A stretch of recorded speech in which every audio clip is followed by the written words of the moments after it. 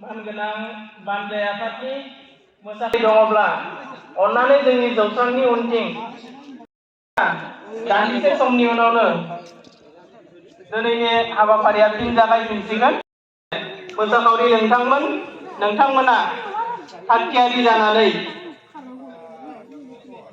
थाबैनो जोंनि नैबेसिम फैनानै मोसाफैनाय खावलायबाय।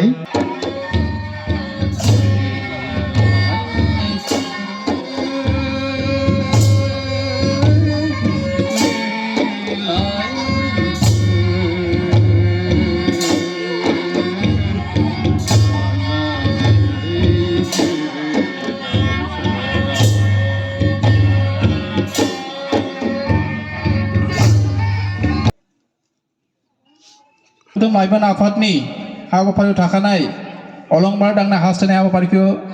उदालगुरि जिल्ला दुलाराय बाथौ गौथुमनि गाहाय नेहाथारि बिथांखौ गांसे आर'नाइजों मान बावगोन बानजाय आफादनिफ्राय। बिथाङानो जाबाय सलेन दैमारि, उदालगुरि जिल्ला दुलाराय बाथौ गौथुमनि गाहाय नेहाथारि। लोगोसे दिनैनि हाबाफारिखौ बेखेवनो थाखाय मानगोनां आलासि बिथांखौ गुरै खावलायबाय। जिल्ला गौथुमनि हांख्रानाय लेखा उदालगुरि जे सासे दैदेनगिरि जों बिथांखौ आरो बिथाङानो जाबाय उदालगुरि जिल्ला दुलाराय बाथौ गौथुमाव बरायनायजों लोगोसे गांसे आर'नाइजों मान बावनो सानदों। साब्रैमोन, साब्रैयाव सानैया गैथ'वा, मेदाकाट होननानै बुङो बिथांनि एरियाखौ। बिथाङानो जाहैबाय आथिखालाव रेलवे टेकनिशियान, बे गुवाहाटीयाव बिथाङा साख्रि मावनानै दंबाय थायो आरो बिथाङा 2017आव साहित्य एकाडेमि एवार्ड मोननो हादोंमोन। बिथाङानो जाहैबाय मुस्रि बिजितगोरा रामसियारि सार। बिथांखौ गावनि सिनायथिखौ लानो थाखाय गुरै खावलायनाय थाबाय आरो बानजाय आफादनिफ्राय गांसे आर'नाइजों बिथांखौ बरायनो थाखाय गुरै खावलायनाय थाबाय।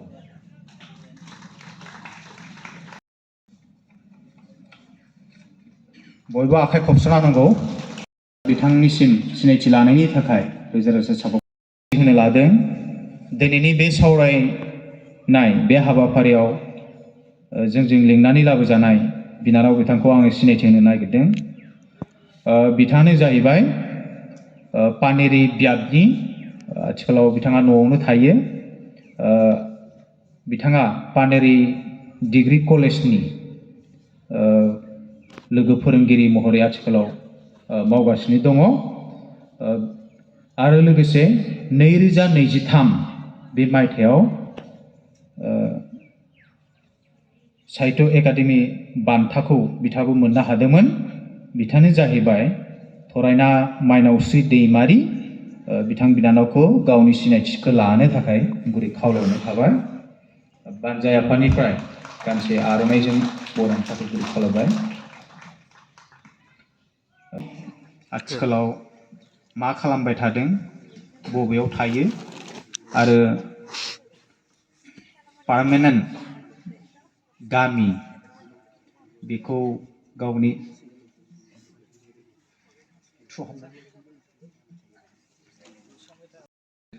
बिफानाव आं थांनाय 2016 इंनिफ्रायनो मावबोगासिनो। लोगोसे आं थुनलाइयाव बर' थुनलाइयाव एसे एनै खन्थाइ बा सल'मा, सुंद' सल' बेफोरजों आं आंनि सिनायथिखौ एसेब्लाबो बर' हारिनि गेजेराव बा बर' हाबा जायाखै बायदि नुदों। जादोंना जायाखै? दानो बेबायदि माबा गैया थांखि लाथ'वाखै आरो मावनांगौ गोबां खामानि दङ दा अफिसाव जिराय माब्लाबा आङो बे गाहाय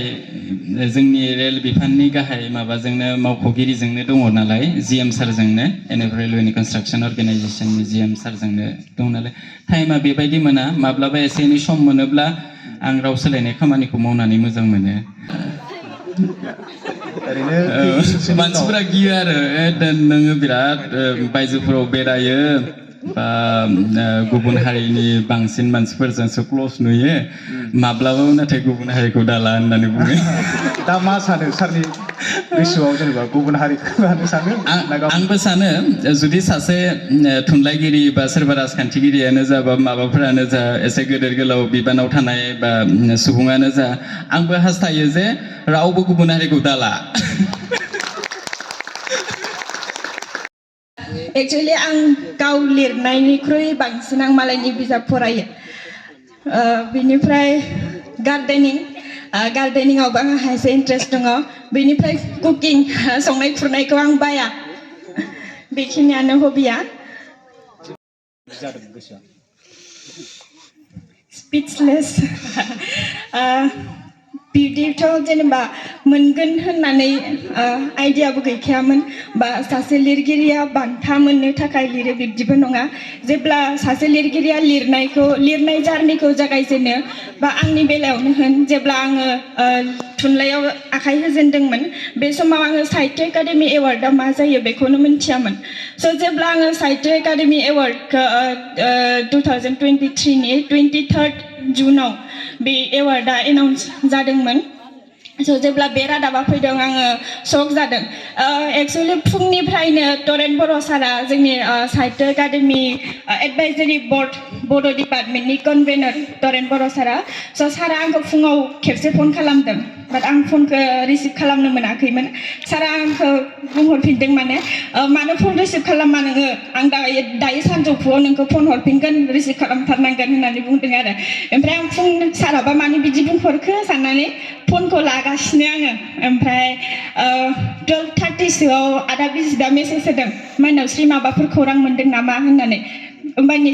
बे समसिमहालागै आं जेबो मिथिथ'आ आरो गैयाथ' आदा आं कलेजाव दङ होननानै बुंबाय आङो आदाखौ बेनिफ्राय दसे थानानै तरेन बर' सारा खबर हरबाय आरो आंनि एडभाइजारि बर्डआव नों गिबिसिन साहित्य एकाडेमि एवार्डि होननानै बिनिफ्राय नंगौना नङा गावखौनो एसे फोथायनोबो गोब्राब मोनदों बाट खाफाल गोनां होननानै बुंनांगोन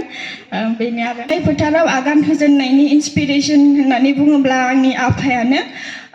बिथाङाबो लिरोमोन बेनो आरो बर' माहारिनि गेजेराव आलादा हादोरखौ लानानै जानाखि सोमावसारनाय जादोंमोन बे समाव बिथांनि माइनावस्रि दैमारिनि बिफा दाना दैमारिखौ खासि बिसि बुथारनाय जादोंमोन दा बिथांनि बिफाया मुंख्लं जानानै थाबाय जोंनि गोसोखांथावना नोंथांमोना दिनै मिथिनाय जानो हागौ दिनैनिफ्राय नोंथांमोना गोसोआव लानो हागोन माइनावस्रि बिथांखौ बिनानावखौ दसे सम जोंफोर जिरायथ'नो थाखाय खावलायनाय माइनावस्रि आब'निसिम मोनसे सोंलु नोंथाङा जिहेतु बर' हारिनि थाखाय मुंख्लं जानाय मुंख्लं न'खरनिफ्राय फैनाय एबा मोनसे फिसा न'खरनिफ्राय फैनाय नोंथाङा आफा गैयैयाव बा स्मल फेमिलिनिफ्राय फैनायनि थाखाय दिनै बेबायदि स्टेजाव सहैनायाव माबायदि प्रब्लेम फेस खालामनो गोनां जादोंमोन सोंलुनि थाखाय साबायखर बावहरबाय एक्चुअली आंनि बिगिनिंआनो एसे हरिबल होननानै बुंनांगोन आं जास्ट जोनोम जानानै 6 दानल'सो जादोंमोन स' स्ट्रागल होननानै बुङोब्ला स्ट्रागलाथ'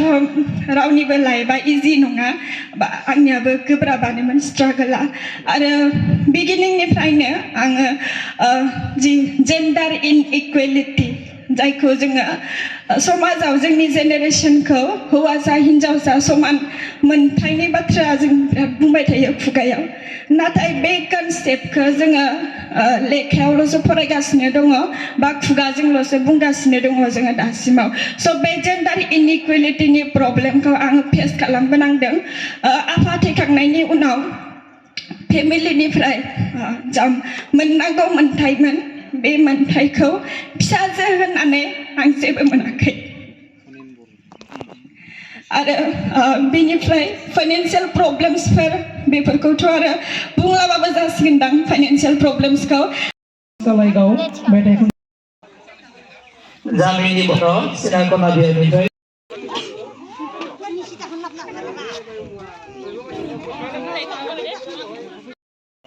जारिमिन मोनदांस' हायै समनिफ्रायनो जोंनि गोग्गो आसार खान्थि थासान्दियावबो मिथिनो हारिया बे बाथौ धोरोमखौ फालिनानै आफा बोराइ बाथौखौ सिबिनानै रायजो जाबोगासिनो दंमोन मुगल माने मा बांगाल हारिफ्रा जोंनि जायगायावहा 1960 सनावहा बाथौ महासभा मोनसे बाथ्रा खुंदोंमोन बेखौनो बुंनानै फोजोबबाय साबायखर थाबाय बिथांनिसिम सिबियारि नोंथांमोन बयखौबो दान्दिसे सम सिखारनानै आर'ज मेथाइखौ खनफालांनो थाखाय खावलायदों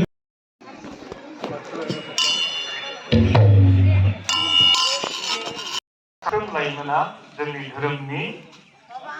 मोनफ्रोम आयदाखौनो